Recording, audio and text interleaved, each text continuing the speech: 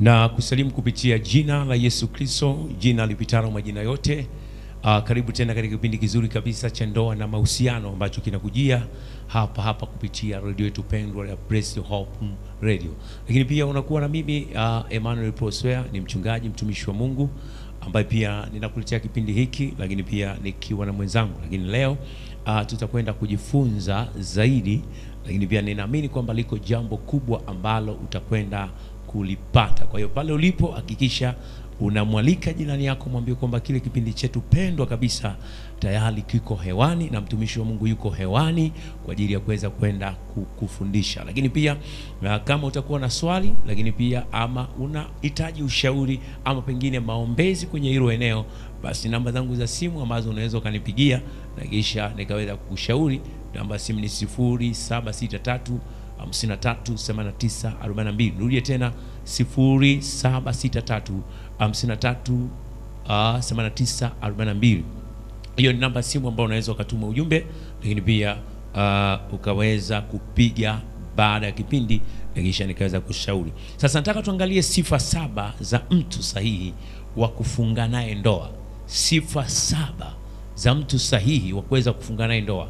Sifa zinaweza zikawa nyingi sana, lakini mimi nataka nizungumze na wewe kwenye sifa 7 za mtu sahihi ambayo unaweza ukafunga naye pingu za maisha. Ninaamini ndoto za watu walio wengi pia ni kufikia hatua hiyo, kwa sababu ni Mungu ambaye ameumba na ameruhusu kwamba watu waoane na kuolewa ili pia watimize kusudi la Mungu, enendeni ulimwenguni kote mkaijaze dunia. Kwa hiyo ndani ya mtu kuoa na kuolewa kuna kusudi la Mungu pia, lakini pia hauwezi ukaishi mwenyewe kama kweli umeumbwa na Mungu na una ukamilifu, hauna changamoto pengine za kiafya. Sasa jambo la kwanza, sifa ya kwanza ya mtu wa kufunga naye ndoa. Hapa naongelea, naposema kufunga naye ndoa, maana yake naongelea kwako wewe mwanaume, kwako wewe binti, kwako wewe kijana, kwako wewe binti wa kike. Jambo la kwanza, anayempenda Mungu kuliko wewe. Sifa ya kwanza, huyo mtu awe anampenda Mungu kuliko wewe. Umeshtuka kidogo. Mara nyingi tunataka tupendwe, yani upendwe wewe, uwe wa kwanza kupendwa. Lakini mimi nataka kuambia hivi, huyo mtu unayetaka kuanzisha naye safari hiyo ya wanandoa, sifa ya kwanza, awe anampenda Mungu kuliko wewe. Yani wewe binti, uwe unampenda Mungu kuliko huyo mwenzi wako ama mtaraji wako. Na wewe kijana, uwe unampenda Mungu kuliko huyo mwenzi wako. Kwa hiyo kitu cha msingi, awe anampenda Mungu kuliko wewe. Hiyo ni sifa ya kwanza. Kitabu cha Mathayo ile sura ya 6 tutasoma andiko hilo ili pia lituwekee msingi wa kile ambacho tunajifunza, na naamini kwamba ni kitu kubwa sana ambacho leo ninakuletea. Biblia inasema watu wangu wanaangamia kukosa maarifa, lakini Bwana hajataka ukose maarifa, na kupa maarifa haya ili aweze kusaidia kwenye maisha yako. Kama unaamini ama unabarikiwa pia sema amen. Sema amen ya nguvu. Okay, tuangalie kitabu cha Mathayo. Kitabu cha Mathayo sura ya 6 na ule mstari wa 36. Liko jambo la kuweza kujifunza hapo, nami nataka nikupitishe na kisha tupige hatua tena na tena na tena na tena. Haleluya. Kitabu cha Mathayo sura ya 6 ule mstari wa 36, maandiko yanasema hivi, nitakusomea: bali utafuteni kwanza ufalme wake na haki yake, na hayo yote mtazidishiwa. Utafuteni kwanza ufalme wake na haki yake, na hayo yote mtazidishiwa. Kuwa na msingi mzuri wa mahusiano, uchumba mpaka ndoa. Msingi huu utakapokuwa umejengwa kwa wahusika ambao pengine wanatazamia kuingia kwenye ndoa, kama watakuwa wanampenda Mungu kuliko the way wanavyopendana, Mungu akawa kwanza hili ama wao watakuwa na msingi mzuri utakaweza kuwapelekea kuyajua mapenzi ya Mungu, kuwa na hofu ya Mungu, lakini pia ule upendo wao kuweza kudumu, kwa sababu watakuwa wamempenda Mungu kwanza, kwa sababu Mungu ndiye anaye ruhusu hali zote, ama Mungu ndiye sababisho la kila kitu unachokiona chini ya jua. Kwa hiyo hata upendo wanaokuwa nao wanandoa, upendo wanaokuwa nao watu wanaochumbiana, manake chanzo chake ni Mungu. Hapo mwanzo Mungu aliupenda ulimwengu na kisha akamtoa mwanawe pekee. Kwa hiyo tunapozungumzia upendo, mwenye asili ya upendo ni Mungu ambaye alihakikisha anamtoa mwanawe wa pekee ili sisi tukombolewe. Kwa hiyo ukitaka kuwa na upendo wa kweli kwenu wenyewe wanandoa, ni lazima kitu cha kwanza mpende Mungu kuliko nyinyi. Mpende Mungu kuliko mpenzi wako. Mpende Mungu kuliko huyo mke wako. So manake unapompenda Mungu, anasema hayo mengine mtazidishiwa. Manake unapompenda Mungu, automatically Mungu ataweka upendo wa kumpenda mke wako. Unapompenda Mungu, automatically Mungu ataweka upendo wa kumpenda mume wako. Kwa hiyo ni vizuri kwanza huyo mtu awe anampenda Mungu kuliko wewe. Hallelujah. Okay, anayempenda Mungu ataogopa kukutenda mabaya. Yaani mtu akiwa anampenda Mungu anampenda Mungu, yaani maanake itakuwa ni ngumu sana kukutenda mabaya kwa sababu anampenda Mungu. Anayempenda Mungu maanake anayajua mapenzi ya Mungu, anaishi kwa kuhakikisha anampendeza Mungu. Kwa hiyo itakuwa ni ngumu sana kukutenda mabaya, ni ngumu sana kukusaliti, ni ngumu sana kuvunja agano ambalo kimsingi mtaingia, ni ngumu sana kuvunja agano ambalo pengine kama ni wanandoa mpo, kwa sababu anampenda Mungu. Watu mara nyingi wanapoanguka kwenye dhambi, ile hasiri ya kumpenda Mungu inakuwa haipo. Lakini ile unapompenda Mungu, manake utakuwa na hofu, utakuwa unatafuta kujua mapenzi yake, kuyaishi mapenzi yake. Kwa hiyo hawa watu wanandoa mnaotarajia kuingia kwenye hiyo ndoa, ni mchumba, hakikisha huyu mtu awe anampenda Mungu kuliko chochote. Hiyo ni sifa ya kwanza na ni nzito. Jambo la pili ambalo nataka tuliangalia hapa. Jambo la pili nakuweza kuliangalia hapa. Jambo la pili, msema kweli na mwenye mawasiliano mazuri. Hii ni sifa ya pili. Huyo mtu lazima awe msema kweli. Hilo ni la kwanza. Lakini pia awe mtu ambaye ana mawasiliano mazuri. Msema kweli. Nikuulize, msema kweli, lakini awe pia na mawasiliano mazuri na wewe. Sasa hivi imagine leo, we binti unanisikiliza, we kijana unanisikiliza, kama leo hii huyo unayetarajia aje awe mke wako sio msema kweli, anakudanganya, unatarajia mtakapoingia kwenye hiyo ndoa mtadumu? Kama leo anakudanganya kabla hamjaingia kwenye hiyo taasisi inayoitwa ndoa, kama leo anakudanganya, unatarajia mtakapoingia atakudanganya mambo mangapi? Na kama leo anakudanganya, maana yake tafasiri wewe unavyosema unamfahamu, haumfahamu, kwa sababu kuna vitu vingi ambavyo ameshakudanganya. Nimeona haya mambo. Kuna wakati unaweza ukaa na mtu kwenye hali ya mahusiano ya urafiki ama uchumba, lakini anakudanganya. Hiki kitu imewahi kunikuta. Imewahi kunikuta. Imewahi kunikuta mzee. Imewahi kunikuta. Mimi mchungaji, imewahi kunikuta kabla sijaoa. Imewahi kunikuta. Yaani mtu ambaye nilitazamia kwamba aje awe mke, lakini alinidanganya. Mimi nikakutana na binti ambaye nilijua kabisa kwamba ana mtoto mmoja. Ikaona sio kesi. Nikawaza kwamba mamangu mwenyewe mimi wakati anaolewa alikuwa na watoto. Sasa kama leo nimekutana na mwanamke ambaye watoto wa mjini nasema nimetokea kumuelewa, sasa iwaje mimi nimbague kwamba eti ana mtoto, wakati mimi mwenyewe mama yangu wakati anaolewa alikutwa na mtoto? Kwa hiyo nikasema sawa, inawezekana, imradi kanyambia tu kweli kwamba ni huyu basi. Ndugu yangu, mimi nikaichukulia ile, nikaa nimekubali kabisa kwamba haina shida, haina shida, nikijua amenyambia ukweli. Ndugu yangu, kuna vitu Mungu waga anatuepusha kabla safari haijachanganya, haijanoga, inabainika kumbe ana watoto watatu.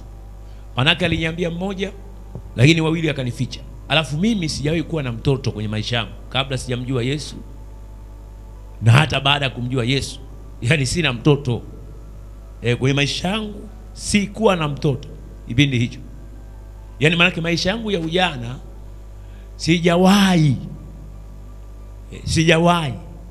Yani sijawahi kuwa na tuhuma ya kwamba kuna binti fulani anasema, yani sijawahi mpaka nakutana na Yesu, kwa sababu kabla sijakutana na Yesu nilikuwa na maisha yangu mengine. Wengi huwa wapendi kusema sema mambo yao, nafikiri yani huwa wanajiweka ni malaika watakatifu. No, before sijakutana na Yesu nilikuwa na maisha mengine, kama ambavyo watu wengine wanayo maisha hayo ambao wanaishi bila kuwa na hofu na Mungu. Lakini pamoja na hayo yote sikuwahi kuwa na kesi ya kuwa na mtoto. Sasa ndugu yangu, nikajua kwamba kumbe ana watoto wawili ambao hajaniambia, ameniambia mmoja. Nikamwambia nashukuru sana, uliponiambia mmoja nilikubali, nikijua ndio ukweli na uhalisia, lakini kumbe ulificha wengine. Sasa hatuwezi kaendelea. Kama leo unanificha haya, utanificha mangapi? Manake hata kama tungeingia alafu baadaye nakuja kugundua kwamba ana watoto wengine wawili, ulikuwa ni ugomvi tayari automatically. Ndio maana kukosa kuwa na mtu ambaye ni mkweli, atakuficha vitu leo, mtaingia huko.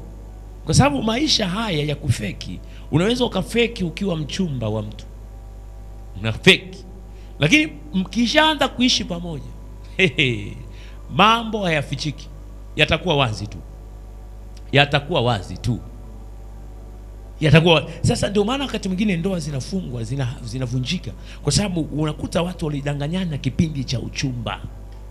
Ndugu yangu unanisikiliza, usimdanganye mwenzako, usimdanganye. Unamdanganye kwa faida ipi? Usimdanganye, mwambie ukweli, mueleze. Kama una watoto 5, mwambie na 5. Yani kama anakubali aanzie hapo. Unaficha kitu gani? Hakuna siri. Leo watu wamekuwa na maisha, anaingia kwenye ndoa, imefungishwa Jumapili, Jumatano ishavunjika kwa sababu ya uongo. Hakikisha huyo mtu, sifa mojawapo, awe mkweli. Na hii sio kukurupuka. Kuna watu mnakutana Jumatatu, Jumanne tayari mmeshaanza kuitana mke na mme. Hii utalia sana. Ndio maana maisha yetu sisi, kuna muda mtu unakuwa mchumba wa mtu. Then kipindi cha uchumba manake ni kipindi ambacho unatakiwa kumfahamu mwenzako. Unajua historia yake, maisha yake, mienendo yake. Unajua, sio kipindi cha kurupuka. Vijana leo umekutana sokoni wiki moja, miezi miwili, miezi mitatu, huyu nampenda sana, nimeshamchunguza. Ndugu yangu, kuna mambo panahitaji muda na kumwomba Mungu sana. Kwa hiyo awe msema ukweli. Asipokuwa kweli, maana yake huko mnakokwenda hamtakuwa sawa, hamtakuwa sawa na mtavurugana tu. Watu wengi wamepita kwenye hizi situation, kumekuwa kuna shida. Sasa mimi sitaki upite kwenye shida, na kueleza ukweli ambao ni uhalisia, kwamba maisha haya yanahitaji ukweli, yanahitaji ukweli. Shakuwa mkweli, vitu vinakwenda sawa. Lakini jambo lingine, awe mkweli, awe mawasiliano yake yawe wazi. Mimi nikwambia hivi, kuna mtu leo unashangaa anatarajia kuingia kwenye ndoa, lakini bado mawasiliano yake sio. Unaweza hata kama umekaa naye, unaongea naye, anapokea simu, anatoka, anaenda kuzungumza pembeni. Unaweza kuona unaongea naye, yuko busy na simu, utafikiri ni customer care wa kampuni fulani la simu. Kuna mabinti yuko busy na simu mpaka unasema hivi, huwa na biashara gani? Na kuna watu mpaka mikono yao kama ina macho, anaandika message bila hata kuangalia button za kwenye simu. Yani yuko busy. Ukimuuliza una chat na nani, hataeleweki, anajigatagata tu. Sasa ukishaanza kuona mtu ambaye hana mawasiliano yake sio wazi, akiwa na wewe hama vyovyote vile, pigiwa simu naambia bana nipigie baadaye, yani nyingi baadaye, hawezi kuongea na mtu papo kwa papo, ujue hapa kuna changamoto. Hana mawasiliano wazi. Kwa nini? Anaficha vitu fulani. Na hapa nataka niongee na wanandoa. Ziko sasa hivi statement nyingi ambazo zinasemekana, bwana, tukishakuwa kwenye ndoa, habari za kufuatiliana sizo, simu yangu simu yake, simu yangu ni simu yangu, simu yake ni simu yake. Hivi Biblia inaposema kwamba watu wanapoungana kuwa mwili mmoja, maana yake nini? Yaani mimi ni baba wa familia, watoto 5, nina mke. Yani naficha, yani ninapoweka mipaka kwenye simu yangu mke wangu asiishike, kuna ajenda gani inayoendelea kwenye simu? Kwa sababu kuna mafundisho yanayoendelea, na unakuta watumishi wa Mungu kabisa anakuambia, mtu pengine anafungisha ndoa, anamwambia okay, simu ya mke wako iogope, simu ya mume wako usiishike. Tunatengeza kitu gani hapa? Hawa ni wanandoa, mwili mmoja. Kama unaweza kuwa kwenye kitanda kimoja na mume wako na mnakuwa kama ambavyo Mungu aliwaumba, hamuoneani aibu. Sasa leo mnawekeana mipaka gani? Kama mwili umwekei mpaka mwenzi wako, mbona simu unaweka mpaka? Katika yale ambayo mambo Mungu ameyaruhusu, yani huweki mpaka kwenye mwili wako. Mbona leo simu kuna mipaka? Kuna wanandoa wengi ndoa zao zimeharibika kwa sababu ya simu. Kuna mtu hata ukizidiwa usiku, mke hajui password. Yani unakuta simu ina password, ukitaka tu kuwasha password, kupiga ni password, message zinazoingia ni password. Yani ni mafuru password. Watoto hawajui, mke hawajui. Hata ukiugua siku hakuna msaada wote ambao unaweza ukapewa, kwa sababu simu zako zote ni kitu gani? Ukishaanza kuona nyinyi eti simu yangu ni simu yangu tu, hawezi kushika mke, hawezi kushika mume, na akishika ni ugomvi. Ama pengine aliwafungisha ndoa yenu, aliwaambia wewe binti, nakwambia simu ya mume wako iogope, usiishike, usimfuatilie. Hapo mimi nisema hakuna ndoa. Yani hakuna ndoa. Mnaishi tu, siku moja litalipuka na mtatawanyika. Maana ya mwili mmoja, maana yake hakuna kitu ambacho kutakuwa kina mpaka. Hakuna siri tena. Hakuna siri tena. Kwa nini uliamua kuoa au kuolewa sasa? Kama ulitaka uwe na maisha ya kwako binafsi. Unapoolewa, unapooa, maana yake tena maisha ya kuwa kama mtu binafsi yanakuwa hayapo. Hakuna siri. Hakuna siri. Namba ya akaunti ya benki mke wako ajue, mume wako ajue. Hakuna siri. Ndio maana mlichaguana. Kwa leo kumekopo mafundisho mengi ya kuwafanya wanandoa hawa, yani ni dalili ya ndoa hii kwenda kuvunjika, ama ni dalili ya wanandoa hawa kuwa kwenye shambulizi. Mimi nasema hapana. Mawasiliano ya wazi ni kitu cha msingi. Baba, umepigiwa simu kwa sebreni, utasikia anaongea tu kidogo, nakula, nitakupigia baadaye. Halafu unashangaa anamaliza kula, anaingia kulala, anazima simu, wala hampigiwi yule aliyemwahidi. Na kila siku ndio maisha yake hivyo. Au unasikia tu tayari niko nyumbani, tuwasiliane kesho. Hapo ujue kuna kitu kinachoendelea. Huyu ni nani ambaye kila ukipigiwa ukiwa nyumbani unamwambia tuwasiliane kesho? Na dunia sasa hivi imeenda. Mtu anaweza kaingia kwenye mahusiano na mume wa mtu na anamwambia mimi ni mume wa mtu. Ndio, nimekubali. Wewe kama mume wa mtu na mimi mke wa mtu. Kwa hiyo ngoma draw. Kwa hiyo wanapangiana namna ya kuwasiliana. Ukisikia niko nyumbani, kwa hiyo waachane na mimi. Yaani unipotezee. Na mimi ukisikia niko nyumbani, kwambia niko nyumbani, unipotezee. Watu wanapangilia. Yaani uovu una nguvu. Kwa watu ambao wasiotaka Mungu aingie kati, wanaweza wakapanga kabisa. Ukipiga simu ukisikia niko nyumbani, ndio hivyo. Ama ukisikia umepokea, yani kuna namna fulani. Sasa hii ni hapana. Haleluya. Haleluya. Haleluya. Ukweli juu ya historia ya familia ni lazima pia maisha yawe wazi katika eneo la mawasiliano. Lakini pia wazi katika kipato chako, maisha yako kiujumla. Kwa nini mnafichana kati mmeamua kuwa pamoja? Mawasiliano ya wazi hupunguza migogoro, pia hufanya ndoa kuwa katika uwazi na ukweli zaidi, na anatengeneza furaha na kuaminiana. Migogoro inakuwa haipo. Migogoro mingi sasa hivi iliyopo, hata sasa hivi message nikwambia tuma. Mojawapo ya migogoro mlionayo ni kwa sababu ya mawasiliano sio mazuri. Yes, niambie kwenye hizo pointi mbili ambazo nimeongea. Namba ya simu ni 0763 538942. Narudia tena 0763 538942. Niambie. Wewe mwenyewe ni shahidi kwamba moja kati ya changamoto mlizonazo ni kwenye eneo la ndoa.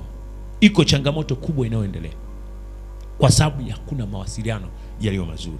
Lakini ashukuriwe Mungu kwa sababu tuko hapa na Bwana wa majeshi anatufundisha. Ninaamini yale ambayo yamekuwa hayako sawa, Mungu anakwenda kuyatengeneza na yatakuwa sawa katika jina la Yesu Kristo. Sema amen. Hiyo ni pointi ya ngapi? Ya pili. Twende pointi ya tatu.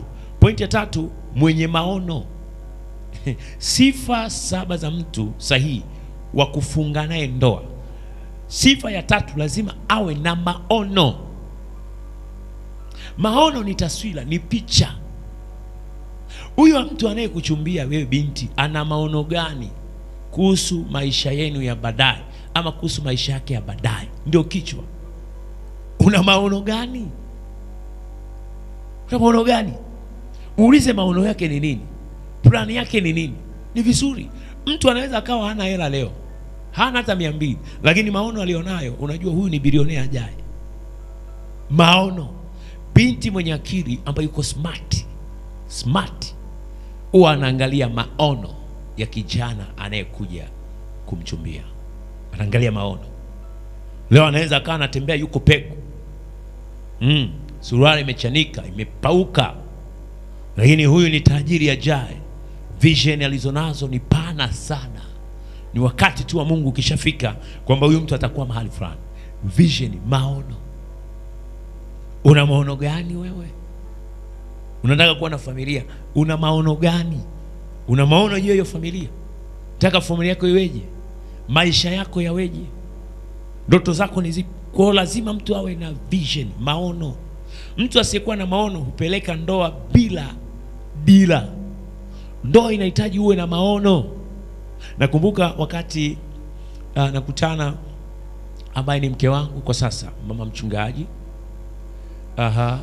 Moja kati ya kitu ambacho aliniuliza kuhusiana na maono. Nikamwambia bwana, mimi jambo la kwanza ni mtu ambaye maisha yangu tangu utoto ni mtu ambaye natamani kuwa 1, 2, 3, lakini kwenye maisha yangu sitamani kuajiriwa. Natamani sana nifanye vitu vya kwangu. Kwa natamani kuwa na makampuni. Nikazungumza makampuni fulani.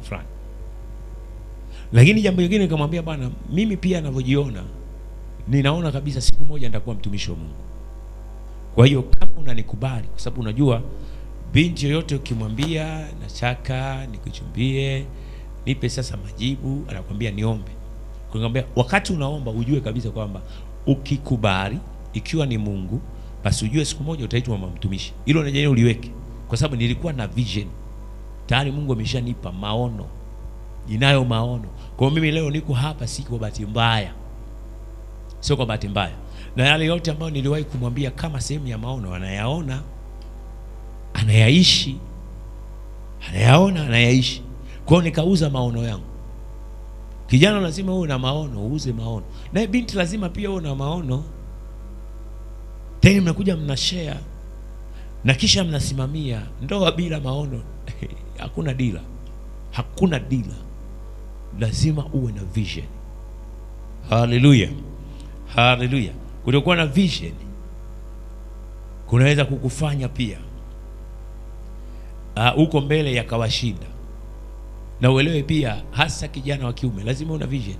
Huyo mwanamke unayekuja kuishi naye anakuja kuwa msaidizi. Anakuja kusaidia nini? Anakuja kusaidia vision ulionayo, maono ulionayo. Kwa mimi nilipomwambia mke wangu ambaye ni mama mchungaji sasa hivi kwamba mimi siku zijazo ninaona nitamtumikia Mungu. So nilikuwa na vision. So manake sasa hivi katika usaidizi wake kama mama mtumishi anasaidia vision ambayo Mungu aliweka ndani na ambayo nimekuwa nayo. Kwa leo ananisaidia kutimiza kusudi la Mungu. Anasaidia maono. So wewe kijana una maono gani? Una maono gani? Unataka kuoa alafu mwisho wa siku ushinde tu kwa sebreni pale, unaangalia katuni, unaangalia tamthilia, hueleweki. Piga story vijiweni yanakushinda. Mwisho wa siku unakosa mpaka hata msosi wa kumlisha huyo binti wa watu, kwa sababu hauna vision. Kama una vision usiingie kwenye ndoa. Lazima una vision, uwe na maono. Vision kwenye uchumi wako. Vision familia yako. Unataka kuwa na watoto wangapi? Mtawaleaje? Namna ya kuwasoma. Lazima una vision. Maandalio ya moyo ni mwanadamu, jawabu inatoka kwa Bwana. So lazima tuwe na vision, create vision. Lazima ucreate vision, unakuwa nayo. Wewe umefanya maandalio. So Mungu anakuja kutia muhuri kwenye hayo maandalio ya moyo ambayo ni vision yako. Vision. Usiku wa leo lazima ujue vision yako ni nini. Na pengine umuombe Mungu kwa bali ya vision yako. Wewe ukakaa tu mtu ambaye ueleweki, huna vision. upo tu. Na ndio maana wakati mwingine mmewaweka mabinti wa watu miaka na miaka na kusubiria, miaka mpaka 5, 10. Uchumba gani huu? Hii ni dalili ya mtu asiyekuwa na vision. Alafu mwisho wa siku unakuja unamtelekeza binti wa watu. Wahanga wakubwa wanaotelekezwa ni wadada, wanaume ni wachache. Na binti anayejitambua akishakuwa na wewe hata kama miaka 5, anaona mtu hapa hana vision, ni rahisi kuachwa. Vision ni kitu cha msingi sana kwenye maisha yako. Na nyinyi ongee mnaochumbia watu, umechumbia, unakuta kijana kanisa moja ameshachumbia mabinti zaidi ya 5 umo ndani. Sema nakataa, hii ni mbaya sana. So ukitaka sifa ya mtu kukoa lazima awe na vision. Vision ni kitu kikubwa sana. Mungu aliumba dunia, alikuwa na vision, alikuwa na picha. Akasema na iwe nuru, na iwe anga. Akaanza kutamka. Vision tunapokuwa nazo, tunaombea ile vision iweze kuwa dhahiri, itokee kwenye maisha yako. So lazima uwe na vision. Haleluya, haleluya. Hilo ni jambo la msingi sana. Vision kitu cha muhimu sana. Haleluya. Okay, jambo la 4, mwenye upendo wa matendo. Lazima upate mtu ambaye atakuwa na upendo wenye matendo. Unajua kuna upendo usiokuwa na matendo. Tanitambuaje kama nimeokoka? Matendo. Matendo yako yanawapa watu uhakika kwamba huyu kweli ameokoka ama hajaokoka. Kwa hiyo upendo lazima uwe ndani na matendo, na sio maneno tu. Upendo lazima uwe na vitendo, sio maneno. Watu wengi wana maneno, hakuna reaction. Lazima iwepo reaction ambayo inaonekana. Upendo wa kweli huonekana kwa matendo, hutendeka kwa matendo, hata kama matendo ni madogo madogo, lakini ni dhahiri.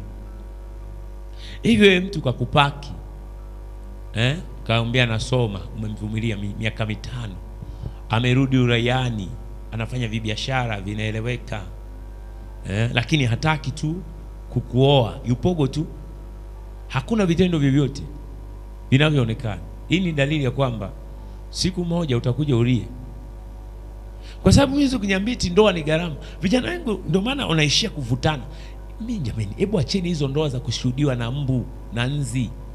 Mnavutana, mnapekana kienyeji. Alafu nikwambie binti yangu, mimi naongea na wewe. Mara nyingi hapo wakaka wanaweza wakaniponda mawe hata wasielewe hicho ninazungumza. Naongea na wewe binti. Thamani yako mwanamke, achana mwanaume, thamani yako binti ni kaka yoyote anayekuja kwako. Nasimama kwenye msimamo, mwambie bwana, kama wewe nipenda, fuata taratibu zote, sikujizaa, nenda nyumbani. Kwa sababu mtu unaposema ndoa ni gharama, nani alikwambia ndoa ni gharama? Mimi ni mchungaji, ndoa ni gharama kivipi? Kwa mfano mimi nikwambie sasa, kwangu mimi nilivyo. Wewe ukaniambia kijana sasa hivi hapo ulipo, wewe hapo ulipo nataka kufunga ndoa, ukose budget ya 200,000. Ndoa kuna namna ya kuiandikisha ndoa, kupata vyeti na mambo mengine mengi. Ukose kweli kijana 200,000 unakosa. Unaniambiaje ndoa ni gharama? Ndoa unaweza ukasema unafunga hata Jumatatu saa 12 asubuhi. Mshenga yuko hapo, wazazi wa upande wa kwako, upande wa mwana wa binti, wazee hapo wa kanisani hapo. Yaani ndoa inaweza kukusanya tu hata kama ni watu 20 ama watu 10 tu, hata 10 wasifike. Mwakilishi wa pande zote kwa wazazi, mashahidi hao, ndoa inafungwa madhabahu, unapata cheti chako kutoka madhabahu. Sasa leo mnataka mpaka, yani unataka uolewe mji mzima uzizime, unajua kwamba ulifunga ndoa na wakati huo huna kipato. Ndoa sio gharama kama mnavyofikiria. Ndoa ni nyepesi. Unaweza ukafunga hata siku ibada katikati, ukashuka na bajaji yako, binti na kaja na pikipiki yake, mkafunga na wazazi wake hapo, hata na baskeli upanda nani zinaitwaje hizi, kuna bodaboda alafu daladala ya baskeli hapa Geita, daladala Unakuja zako na dada umeshuka pale, unaingia zako kanisa, naye anakuja na dada anashuka pale, mnafungishwa. Baada hapo mnatoka mke na mume, mmeshikana mkono, mnapita na sokoni, mnahemea, mnaenda zenu kupika, biashara imeisha. Nani alikwambia ndoa ngumu? Yaani kufunga ndoa gharama sana, na siku hizi vijana ndio mnatumia hapo, gharama sana. Ukitaka mambo yawe makubwa ndio unaongeza gharama. Kicha msingi, chukua baraka za madhabahuni. Nakwambia ndoa gharama. Wewe umefika kwao na binti, na mzazi yoyote, naamini mzazi yoyote, mtu unapokwenda ukabisha hodi, kwanza ile familia unaiheshimisha. Na mzazi mwenye uelewa anaona kabisa, jamani, hawa watoto wameamua kutuheshimisha, wangeamua kutoroshana tu huko, tuwasikilize. Kijana unaenda pale, ukiambiwa milioni, ukaambiwa milioni, ukaambiwa wazazi, jamani, mimi hiyo milioni sawa nitatoa, lakini naona hali nionayo, na mimi ndio mtoaji wa mahali, mimi na 300,000 hapa na 200,000. Mzazi anaipokea. Mzazi mwenye hekima anapokea, kwa sababu ndoa sio kwamba tunauziana. Ni ile unajua, ile mahali ni kama asante tu, na hakuna agano pia ambalo haliingii pia kuwepo na kitu ambacho unakitoa, maana kama asante. Sasa kwa mzazi wote lazima nauelewa, kwa sababu kama sivyo hao wasingetuheshimisha hivi, inawezekana ungechukua na ukaishi tu. Sasa mzazi wote mnapoona kijana amebisha hodi, anaye mwenye ufahamu mzuri, hawezi kugoma. Wamependana watoto, tuwabariki, kwa sababu kuna maisha zaidi ya hayo, zaidi ya hayo. Haleluya. Kwa hiyo tusiogope, ama vijana msiogope. Kwa hiyo mwenye upendo kwa matendo na sio maneno tu, awe na upendo. Ndoa inaimarishwa na vitendo vidogo vidogo vya kila siku. Ndoa inaimarishwa, vitendo vidogo vidogo vya kila siku vinaimarisha ndoa. Oh, nakupenda mke wangu, nakupenda. Oh, I love you baby too. Mama naye anajibu hivyo. Umetoka kidogo, umekuja na kizawadi, kiepo. Yaani mambo madogo madogo kama hayo. Umeenda sokoni naye mama, umemnunulia mume wako hata socks asubuhi anavaa. Oh, mume wangu nimekununulia hizo hapa, unamvisha. Ndio maisha yenyewe hayo.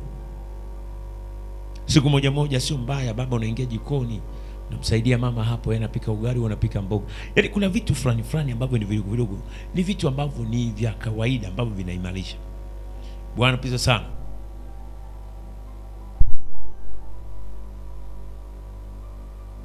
Okay. Jambo la 5 ambalo tunatakiwa kuliangalia hapa ni kwamba huyu mchumba awe, ama mtu anayetaka kukuoa awe na mipaka. Awe na mipaka. Unapokuwa na mtu ambaye unatarajia ndio awe mume wako, unatarajia awe mke wako, lakini akakosa kuwa na mipaka, manake kama leo anakosa kuwa na mipaka, tarajia hata unapokwenda kuwa naye kwenye hiyo ndoa atakosa kuwa na mipaka, kwa sababu kama alishindwa kuwa na mipaka kabla hamjawa wanandoa, unatarajia utakapoingia naye kwenye ndoa atakuwa na mipaka? Wako watu ambao wanapoingia kwenye mahusiano, hasa eneo la uchumba, wao wanakula viapo. Wanasema moja kati ya mipaka ambayo tunaiweka ni kuhakikisha kwamba hautonijua mpaka tunapokuwa wanandoa.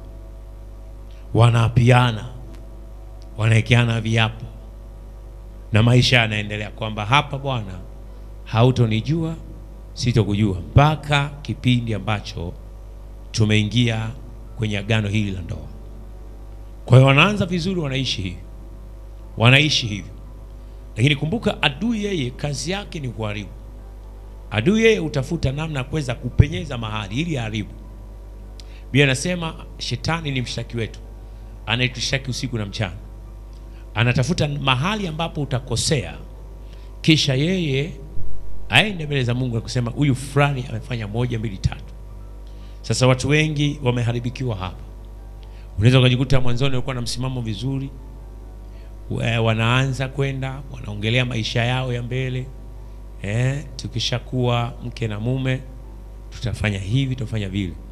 Sasa majira kama haya ya usiku, mara nyingi huwa adui akipata nafasi huanza kuwatumia.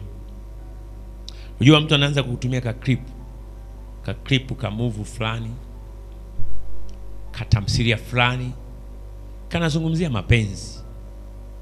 Ukiangalia pale unamwona kijana mmoja, binti mmoja,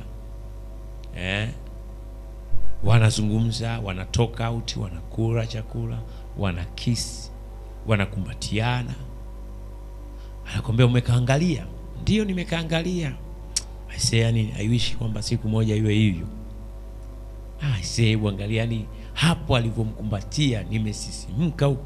Natamani ungekuwa hapa. Ungekuwa hapa na mimi ningekukumbatia. Bwana na wewe acha hizo. Kweli ungenikumbatia? Ndio nikukumbatia. Au nipae nije? Nipae nije usiku huu. Unaona watu wanapoanzia. Na unakuta sasa mazungumzo anakazia hapo. Anakuuliza wewe unajisikiaje? Kukuta mimi hata mimi mwili kangu nakasikia. Kana sisimka. Au basi kesho ufanye uje. Hii na wewe bana acha hizo bwana. Acha hizo. Mwanzoni anaweza kaa na katakata binti. Kijana na katakata. Lakini kadri siku zinavyoendelea na aina ya story mnazopiga zitapelekea kujikuta mipaka mliokuwa mmewekeana, kutokumjua mwenzi wako mpaka wakati wa ndoa mmeivunja. Sababu mipaka ndio itakayofanya kama mtaisimamia mvuke hicho kipindi cha kuweza kuwa wanandoa ambao hamkujuana. Story gani mnapiga wakati wa usiku kama huu? Story nyingi hamuongelei kesho, hamuongelei future. Naongelea hayo tu mambo. Anakuanzishia story, nataka tuzae watoto wawili. Mmoja aitwe fulani, inaitwe fulani. Yaani mara ameenda hapo, umevaaje? Umelala umevaaje? Umelala na nguo, umelala bila nguo. Nimelala nguo ya kulalia. Hebu nione. Siku hizi mambo yamekwenda ni video call tu. Tunaanza kuangalia. Yale mazungumzo mabaya huharibu tabia njema. Biblia inasema hivyo. Kwa hiyo mazungumzo ambayo mnayazungumza yanapelekea kuvunja mipaka ambayo mlikuwa umejiwekea. Kwa sababu ya aina ya mazungumzo. Ni lazima ujue kuvunja aina ya mazungumzo ambayo atakupelekea kujikuta umemkosea Mungu wako. Watu walio wengi wako na mazungumzo ambayo sio mazuri, ambayo yamewapelekea kujikuta wameanguka kwenye dhambi. Mazungumzo. Ni mazungumzo gani ambayo wewe unafanya? Yale mazungumzo yana afya ndani. Yana afya ndani. Sababu mazungumzo yako chanzo chake ni uharibifu ambao unakuja kutokea kwenye maisha ya mtu. Kuhakikisha mipaka. Lazima muwe na mipaka, na mipaka hiyo mjue kuisimamia. Mtu asiyetaka kuvunja mipaka kabla ya kukoa atakuwa na hofu hata kwenye hiyo ndoa. Kwa mtu ambaye atasimamia kutokutaka kuvunja mipaka, atakuwa na hofu ya Mungu hata baada ya kuwa amekuwa, kwa sababu aliweza kuvunja mipaka. Achana na story hizi. Wakati mwingine mnaalikana, njoo ghetto. Njoo ghetto. Ukienda ghetto huko, ndugu yangu, hivi umeenda kwenye ghetto la kijana wa kiume, umeingia we binti, mko wawili kwenye hilo ghetto, kashapandisha na sauti ya bufa hapo inalia. Unapigwa wimbo. Nikilala na kuona kwenye glass, nikinywa maji na kuona kwenye glass. Anapiga nyimbo fulani ambazo maudhui yake ni ya mapenzi. Mtoto umeumbika, namba 8, shavu dodo, mko wawili. Mara mvua imenyesha, mko wawili ndani. Mko wawili ndani.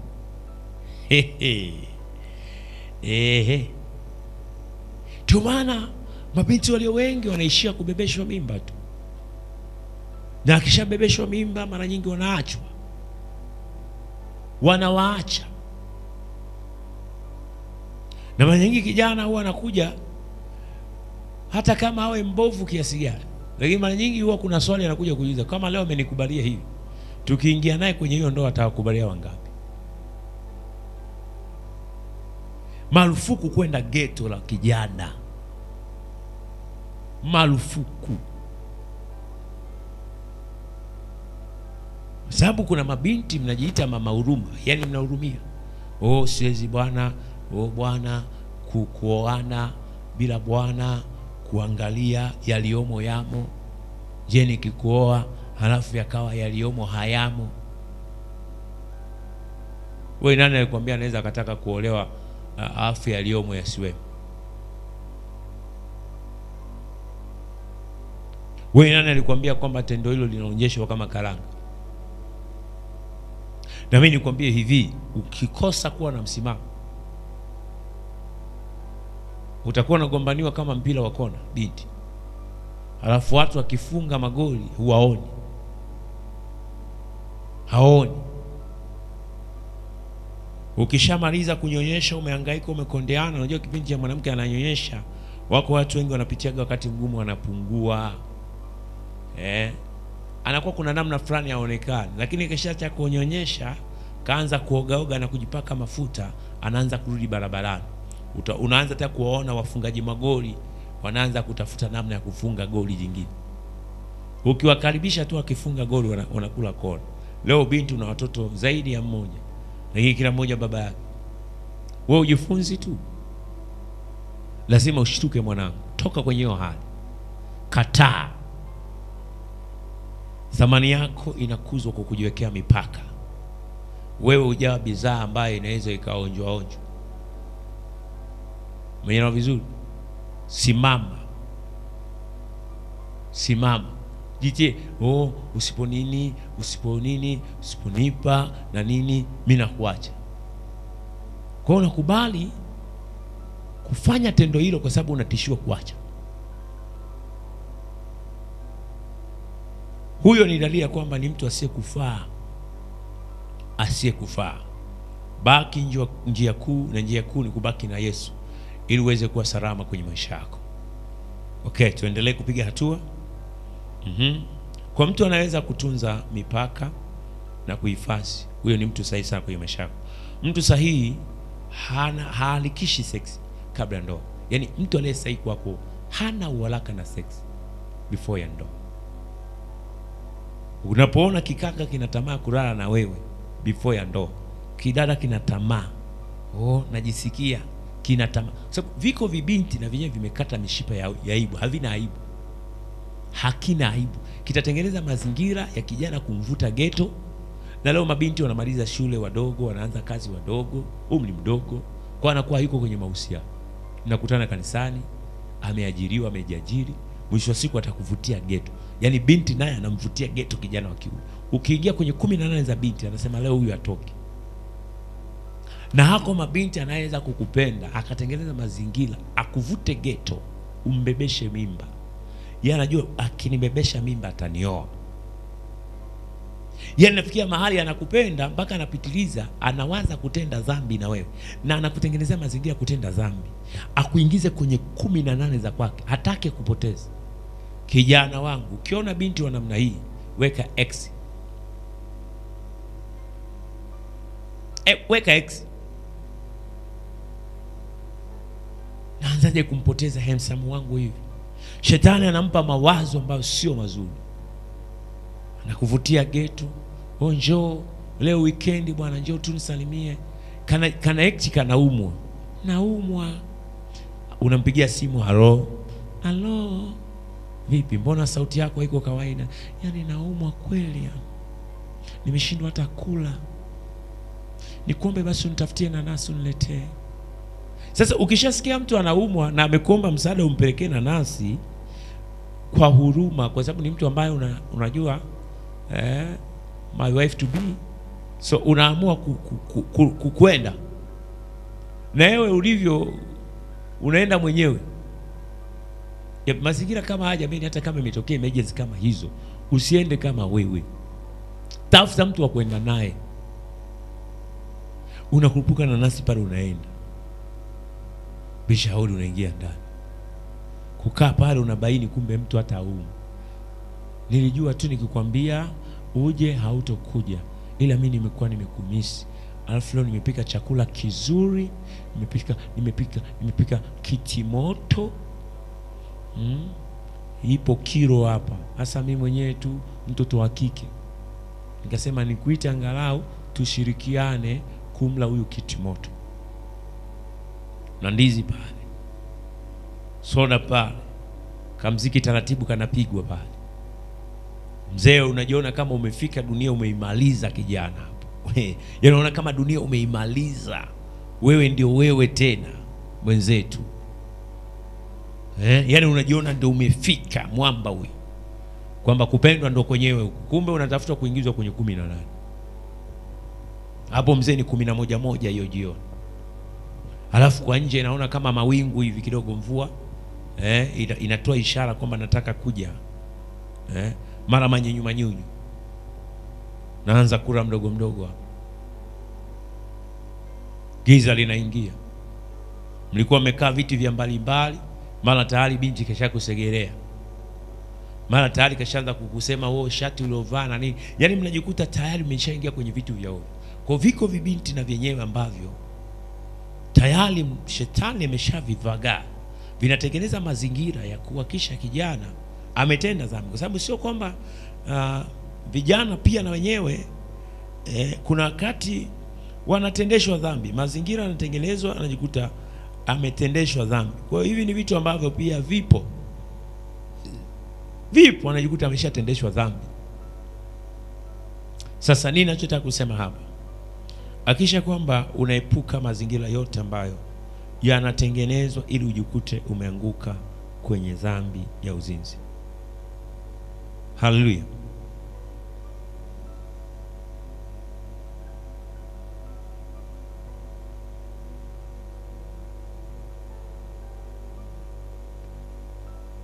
Haleluya.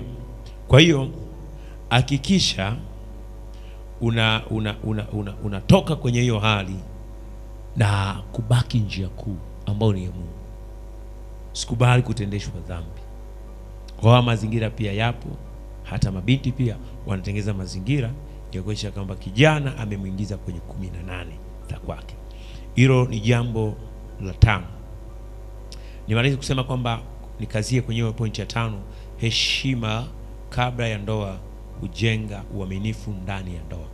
Heshima, mnapoheshimiana kabla ya kuingia kwenye ndoa ujenge heshima kubwa sana. Jambo la 6, anayewapenda ndugu zako. Mtu ama sifa ya mtu atakaye kuoa ama kuolewa lazima awe na upendo wa ndugu zako. Kati ya migogoro ambayo pia iliyopo kwa wanandoa walio wengi ni ile hali ya mmoja kutokuwapenda wazazi ama ndugu wa upande wa mume ama upande wa mke.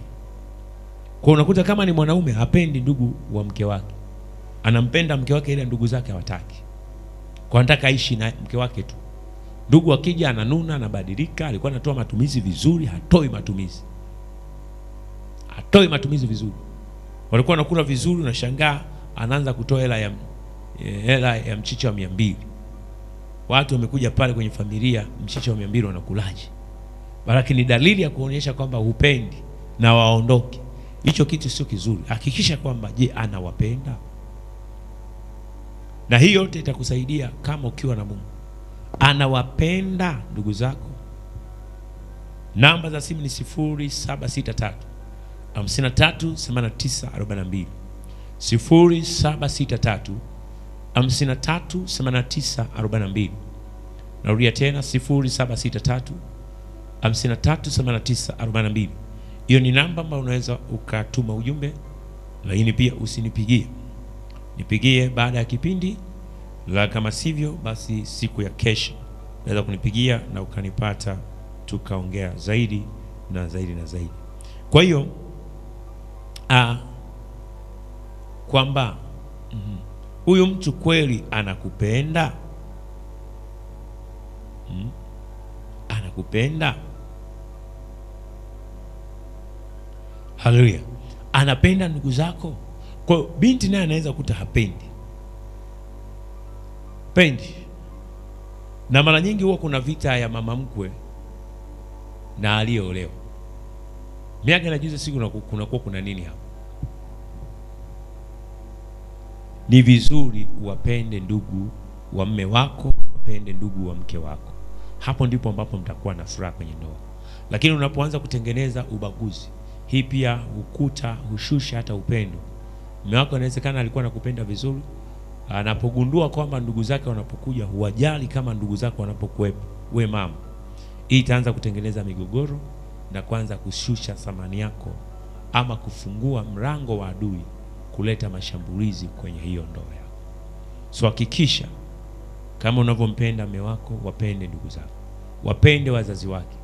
Na hivi imepelekea wakati mwingine labda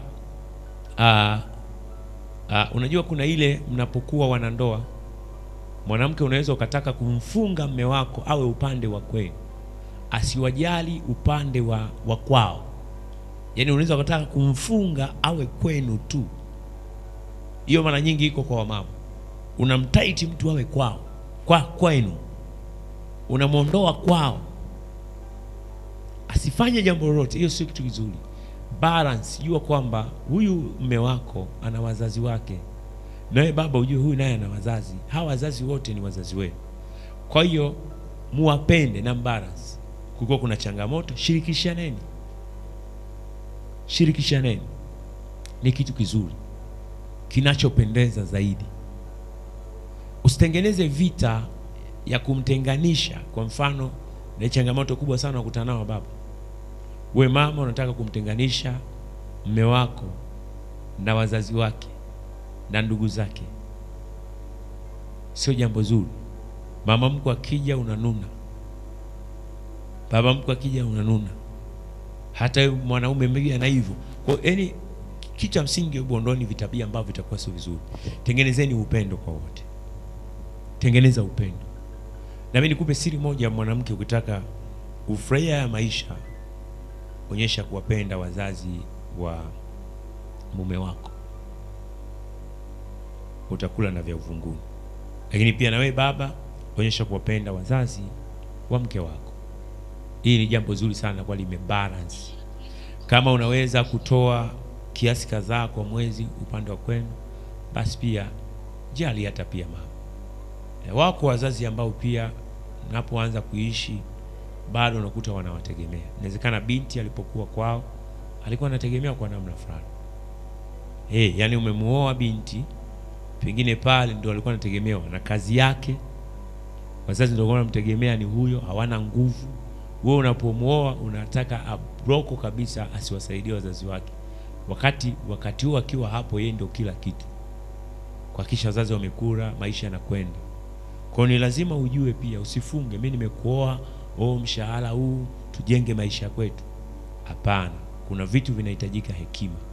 Umemkuta anaishi na wazazi wake, umemkuta pia akakwambia kwamba bana, mimi ndio mtoto pekee ambaye wazazi wangu wananitegemea, nasomesha wadogo zangu, na kisha baba na mama wanakula, maisha mengine yanaenda. Kwa hiyo unapomuoa mtu kama huyu, ujue ana majukumu, usiakatishe yale majukumu. Hii ndoa haitakuwa salama. Lazima mzungumze namna ya kuweza kufanya, kwamba kuna namna ambavyo watakuwa nasaidia na kuna namna ambavyo mtapeleka maono. Sasa watu wengi wanataka kukatisha tu, wakati mtu alikuwa na vitu vingine ambavyo ni ngumu kusema kwamba nitakapokuoa uache kuwasaidia watu. Ni ngumu kwa sababu hayuko mtu mwingine, yeye ndio anayetegemewa pale. Sasa hakikisha kwamba unapooa kuolewa, penda boga na maua yake, usipende boga tu. Jambo la 7 na la mwisho, hakikisha mtu anayekuoa anayejua nafasi yake. Lazima mtu awe anajua nafasi yake. Leo ndoa zilizo nyingi, watu wanaingia kwenye ndoa, binti hajui nafasi yake, kijana naye hajui nafasi yake. Kwa hiyo ni kuingiliana tu hapo, kuta migogoro isiyoisha kwa sababu hajui nafasi yake. Hajui nafasi yake. Binti hajui nafasi yake, yeye ni mke, anatakiwa afanye nini kwenye nafasi yake kama mke wa huyo baba. Haelewi. Labda nitolee mfano.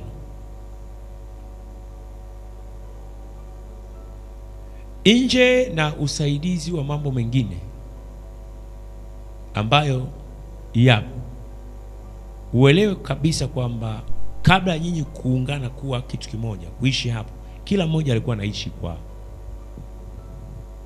Kuna mambo ambayo wewe binti au wewe mama unanisikiliza au kuyapata kwa wazazi wako, ambayo ililazimika uwe na huyo baba uolewe, ama unayejiandaa kuolewa uwe na huyo kijana, huyo binti, ili uyapate. Wazazi hata kama ungeendelea kuishi nao usingeyapata.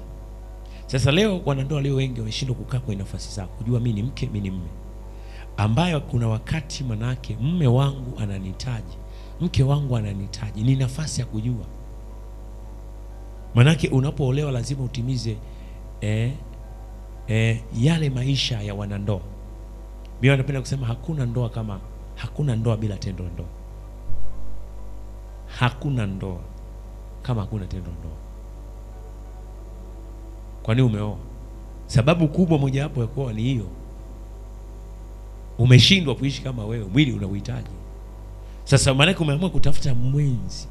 Sasa mtu anaposhindwa kukaa kwa nafasi yake, kuna mtu hata kama huyo baba asipokunywa maji miezi miwili hana shida.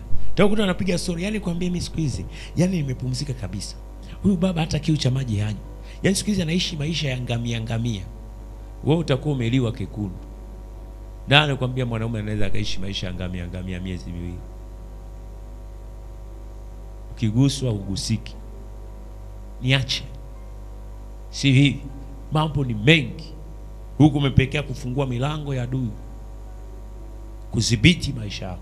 Hakikisha unakaa kwa nafasi yako. Wewe ni mke. Moja wapo ni kuhakikisha huyo baba amekula ameshiba. Huyo mama amekula ameshiba. Kwao alipokuwa alikuwa anakula, lakini alikuwa anakula chakula. Kuna chakula ambacho alikuwa kipati. So wewe unahakikisha unapokuwa naye pale unakaa kwa nafasi yako. Ashibe. Ale ashibe, maisha mengine yaendelee. Nafasi yako.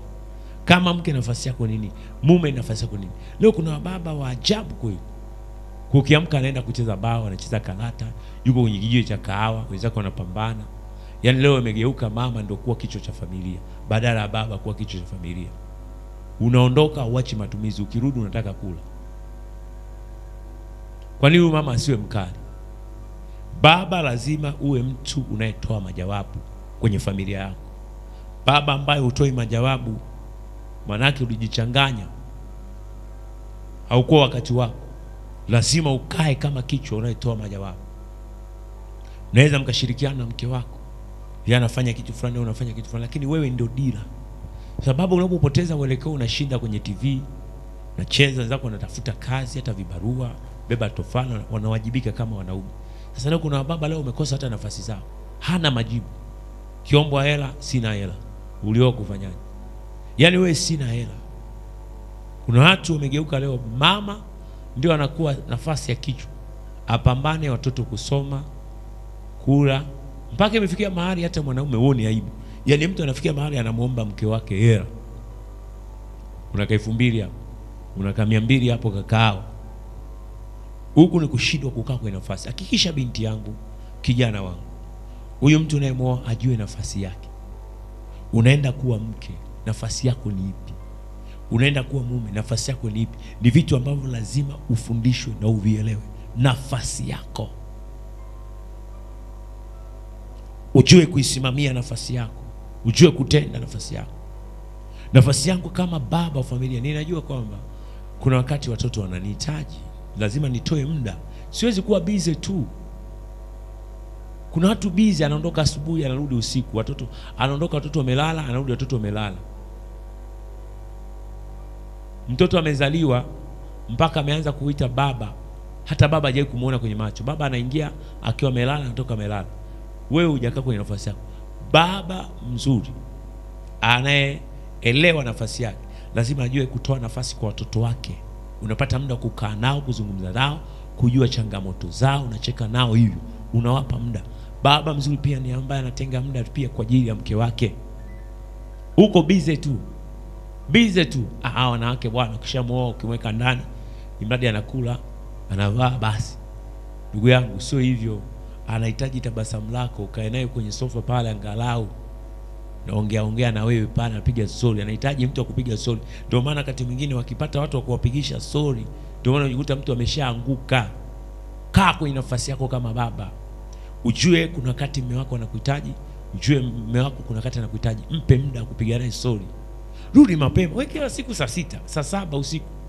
11 ushaondoka. 11 ushaondoka. Kama hujawa na mtu ambaye hapa ni mwaminifu, kwa nini usiibiwe? Unaibiwa kwa sababu hujatoa nafasi. Hata Adam kwenye bustani Eden, nyoka anakuja anamkuta Hawa yuko peke yake. Adam sio alikuwa ameenda wapi? Leo akina Adam wanapuyanga tu, wakina Hawa mnawaacha peke yao. Mwaka unaanza, mwaka unaisha, hujai kumpa muda huyo Hawa kukaa naye. Anakutana vitu vingapi? Akiingia kwenye jaribu akajaribika, usije ukalia. Sasa nini ninachotaka kusema kwamba hakikisha unazingatia haya. Ni mambo ya msingi sana. Namba ya simu ni 0763 53 89 42. 0763 53 89 42. Hiyo ni namba ambayo unaweza ukaitumia kwa mawasiliano. Tuma ujumbe, lakini kuombe panapo pambazuka ndio unaweza ukanipigia simu kama unahitaji ushauri na mambo mbalimbali. Hivi ni vitu vya msingi sana ambavyo nitaendelea kukufundisha, lakini pia nitakuitisha maombi. Natamani mwaka huu angalau tufanye kongamano kubwa sana ambalo litahusisha vijana wanaoelekea kwenda kuingia katika ndoa. Ninaamini umejifunza vitu vingi sana.